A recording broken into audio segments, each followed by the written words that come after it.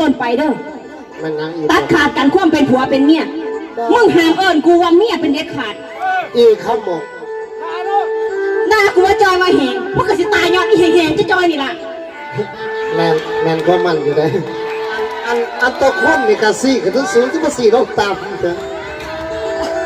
ก็เป็นย้อนนั่นแหละปฏิเธอเอาลูกเอาเมียใหม่ทิมลูกทิมเมีย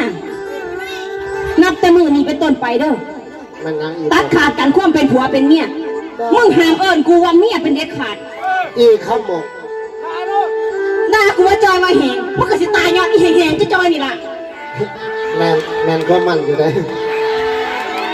นี่อีข้าวหมกบัวหาแต่มึงบอกว่าสิตัดขาดแบบบางนี่คือขึ้นกันยุดมึงอย่าตีลูกกูว่าท่านเลยตีอีห่าทั้งก็กูเห็นมึงตีลูกกูไรเพี้ยนเด็กอีข้าวหมกมึงเมาจังสี่ก็ดีแล้วสำหรับกูมีเมียใหม่ใหญ่ก็ใหญ่กว่ามึงคุณกับอวบกว่ามึงสนุกกูขันสนุกกูไปไม่ใหญ่บอกกูสิบยอมขับไปหาพวกมึงไปเลยขาด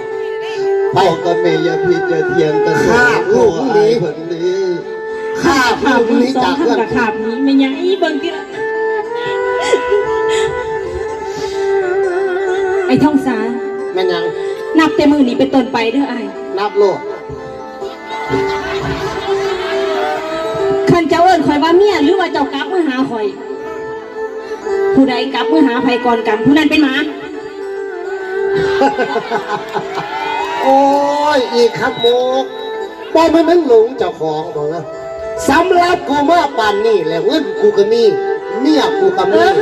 เล็บกูก็มีกูบอกกลับไปหามึงไปได้ขาด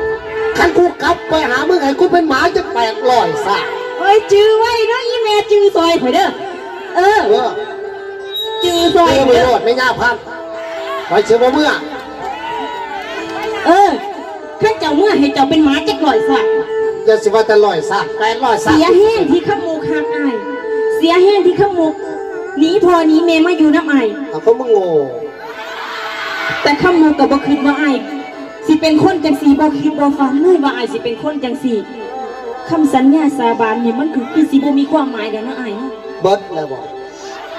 บอกคำมึงสิเอาคันมึงเบิร์ดคำสิเอาเนี่ยมึงหอบสังขารบอกได้เมื่อนั้นกูบอกเคยมีลูกแบบนี้เจ้าอย่าเถียงกันนับแต่มือนี้เป็นต้นไปคอยกับบ่เคยมีผัวแบบนี้เขาตัดขาดกันไปลูกไปเมื่อนี้จากเรื่องกูเมื่อหาเป็นยาลูกห้ายังหนาเยาก็พอเนี่ยมันแผ่แปะซื่อ